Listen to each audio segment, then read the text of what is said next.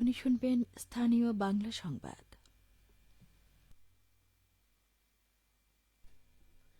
আসসালামু আলাইকুম।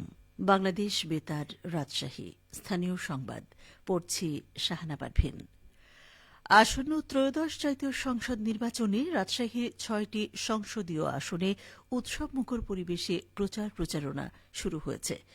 প্রচারণার প্রথম দিনেই প্রার্থীদের ব্যানার ফেস্টুনে ছেয়ে গেছে রাস্তাঘাট সহ বিভিন্ন এলাকা।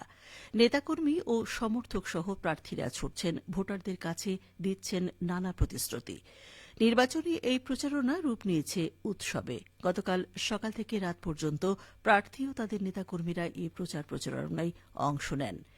রাজশাহী ২ আসনের বিএনপি মনোনীত প্রার্থী ও চেয়ারপারসনের উপদেষ্টা মিজানুর রহমান মিনু নগরীর ১৫ নম্বর ওয়ার্ড সোপুরা এলাকায় নেতাকর্মীদের নিয়ে গণসংযোগ করেন। তিনি ভোটারদের হাতে হাতে ধানের শীষের লিফলেট তুলে দেন। গণসংযোগকালে মিনু বলেন, বিগত ফ্যাসিস্ট সরকারের আমলে সুখী ও শান্তির নগরী রাজশাহীকে অনিরাপদ করে গড়ে তোলা হয়েছিল। আগামী দিনে সবাই মিলে আমরা রাজশাহীকে বাসযোগ্য ও নিরাপদ করে গড়ে তুলব। এদিকে রাজশাহী ১ আসনে বিএনপির প্রার্থী মেজর জেনারেল অবসরপ্রাপ্ত শরীফ উদ্দিন ও জামায়াত মনোনীত প্রার্থী অধ্যাপক মুজিবুর রহমান নেতাকর্মীদের নিয়ে গণসংযোগ করেন। রাজশাহী ৩ আসনে বিএনপির প্রার্থী অ্যাডভোকেট শফিকুল হক মিলন ও জামায়াতের প্রার্থী আবুল কালাম আজাদ প্রচারণা চালান। রাজশাহী ৪ আসনে বিএনপির প্রার্থী ডিএম জিয়াউর রহমান ও জামায়াতের প্রার্থী ডাক্তার আব্দুল বারী, রাজশাহী ৫ আসনে বিএনপির প্রার্থী অধ্যাপক নজরুল ইসলাম ও জামায়াতের মঞ্জুর রহমান এবং রাজশাহী ৬ আসনে বিএনপির প্রার্থী আবু সাইদ চাঁদ ও জামায়াতের প্রার্থী নাজমুল হক গণসংযোগ করেন। এ দুই দলের প্রার্থী ছাড়াও বিভিন্ন রাজনৈতিক দলের প্রার্থী ও স্বতন্ত্র প্রার্থীরা দিনভর প্রচারণায় ব্যস্ত ছিলেন।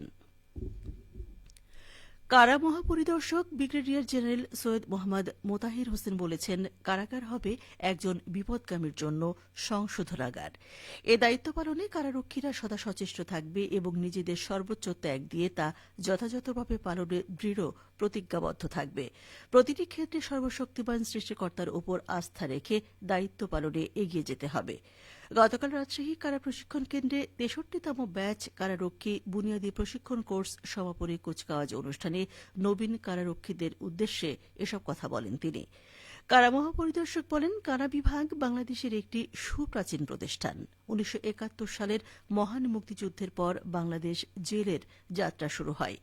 এ ধারাবাহিকতায় বর্তমান সময়ে এসে বাংলাদেশ জেল একটি স্বচ্ছ এবং সেবাধর্মী প্রতিষ্ঠান হিসেবে গড়ে ওঠার চেষ্টা করছে, যার মূল লক্ষ্য হল বন্দীদের সংশোধন করে আলোর পথ দেখানো।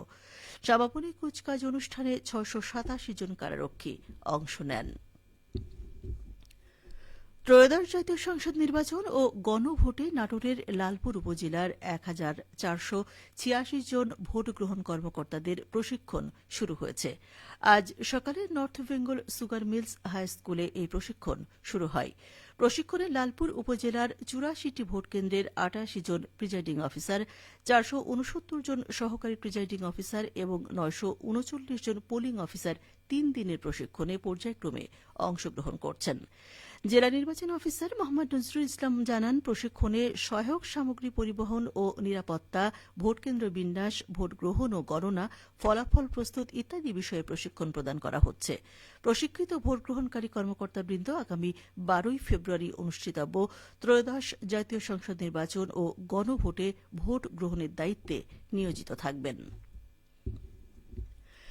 আসন্ন ত্রয়োদশ সংসদ নির্বাচনে সুষ্ঠু, সুন্দর ও নিরপেক্ষভাবে ভোটগ্রহণ সম্পন্নের লক্ষ্যে নওগাঁর পোরশায় প্রিজাইডিং, সহকারী প্রিজাইডিং ও পোলিং অফিসারদের প্রশিক্ষণ দেওয়া হয়েছে। গতকাল উপজেলা নির্বাচন অফিসারের কার্যালয়ের আয়োজনে নিদপুর সরকারি মডেল স্কুল অ্যান্ড কলেজে এই প্রশিক্ষণ অনুষ্ঠিত হয়। প্রশিক্ষণ পরিদর্শন করেন নওগাঁ জেলা প্রশাসক ও রিটার্নিং কর্মকর্তা মোহাম্মদ সাইফুল ইসলাম। এ সময় তার সাথে নওগাঁ জেলা পুলিশ সুপার মোহাম্মদ তারিকুল ইসলাম, জেলা নির্বাচন কর্মকর্তা আব্দুল মোত্তালিব, সহকারী রিটার্নিং কর্মকর্তা ও উপজেলা নির্বাহী কর্মকর্তা রাকিবুল ইসলাম উপস্থিত ছিলেন। চাঁপাইনবাবগঞ্জে নারী ও কন্যা শিশুর প্রতি সহিংসতা প্রতিরোধে সরকারি বেসরকারি অংশীদারিত্ব জোরদারকরণে অ্যাডভোকেসি ডায়ালগ অনুষ্ঠিত হয়েছে।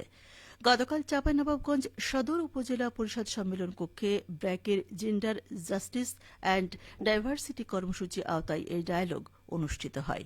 অনুষ্ঠানে প্রধান অতিথি ছিলেন চাঁপাইনবাবগঞ্জ সদর উপজেলা নির্বাহী কর্মকর্তা মারুফ আফজাল রাজন। বক্তারা নারী ও কন্যা শিশুর প্রতি নির্যাতন প্রতিরোধে জনসচেতনতা বৃদ্ধি, অভিভাবকদের সচেতন করা, কিশোর কিশোরীদের নৈতিক শিক্ষায় শিক্ষিত করা, নির্যাতনের শিকার শিশুকন্যাদের আইন সহায়তা প্রদান সহ নির্যাতন প্রতিরোধে নানা পরামর্শ দেন। ডায়ালগে সরকারি কর্মকর্তা, এনজিও প্রতিনিধি, স্কুল পড়ুয়া কিশোরী, সাংবাদিকরা অংশগ্রহণ করেন।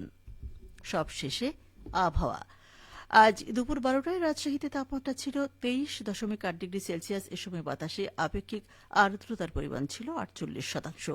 রাজশাহী পার্শ্ববর্তী এলাকায় আজ সূর্যাস্ত সন্ধে 5:44 মিনিটে। সংবাদ শেষ হল। আমাদের পরবর্তী সংবাদ দুপুর 2:05 মিনিটে।